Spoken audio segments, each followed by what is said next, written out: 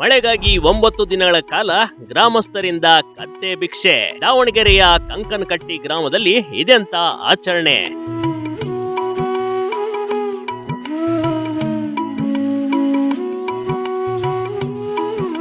ಮಳೆ ಬರ್ಲಿ ಅಂತ ಎಲ್ಲೆಡೆ ಒಂದೊಂದು ರೀತಿಯ ಆಚರಣೆ ಮಾಡ್ತಾರೆ ಕಣ್ರಿ. ಸಾಕಷ್ಟು ಬಾರಿ ನೀವು ಕಪ್ಪೆ ಮದುವೆ, ಕತ್ತೆ ಮದುವೆ, ವೃಕ್ಷ ಪೂಜೆ ಬಗ್ಗೆ ನೋಡಿರ್ತೀರಿ ಮತ್ತು ಕೇಳಿರ್ತೀರಿ. ಆದ್ರೆ ಈ ಗ್ರಾಮದಲ್ಲಿ ಹಾಗಲ್ಲ ನೋಡಿ. ಇಲ್ಲಿ ಮಳೆಗಾಗಿ ಗ್ರಾಮಸ್ಥರು ಕಂತೆ ಭಿಕ್ಷೆ ಬೇಡುವ ವಾಡಿಕೆ ಎಂದು ನೂರಾರು ವರ್ಷಗಳಿಂದ ನಡೆದುಕೊಂಡು ಬರ್ತಾ ಇದೆ.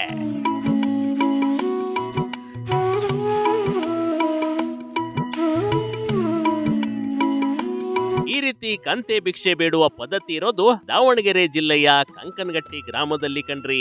ಇಲ್ಲಿನ ಗ್ರಾಮಸ್ಥರು ಪ್ರತಿ ಮನೆಗೆ ತೆರಳಿ ಕಂತೆ ಭಿಕ್ಷೆ ಬೇಡ್ತಾರೆ. ಈ ರೀತಿ ಮಾಡೋದರಿಂದ ಮಳೆ ಬರುತ್ತದೆ ಎಂಬ ನಂಬಿಕೆ ಇಲ್ಲಿನ ರೈತರಲ್ಲಿದೆ.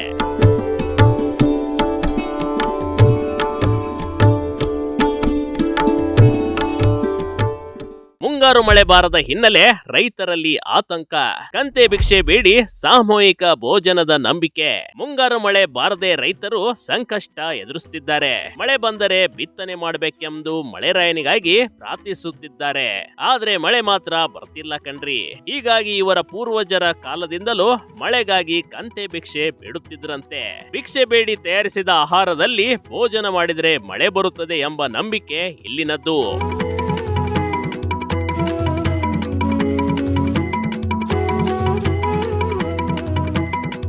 ಕಂತೆ ಭಿಕ್ಷೆ ಸತತ 9 ದಿನಗಳ ಕಾಲ ನಡೆಯುತ್ತದೆ. ಭಿಕ್ಷೆ ಬೇಡಿ ಸಮೂಹ ಭೋಜನವಂತೂ ನಡೆದಿದೆ.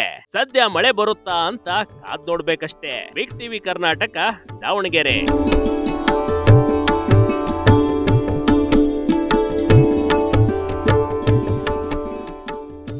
ಬಿಗ್ ಟಿವಿ ಕರ್ನಾಟಕ ಯೂಟ್ಯೂಬ್ ಚಾನೆಲ್ಗೆ ಈಗಲೇ ಸಬ್ಸ್ಕ್ರೈಬ್ ಮಾಡಿ.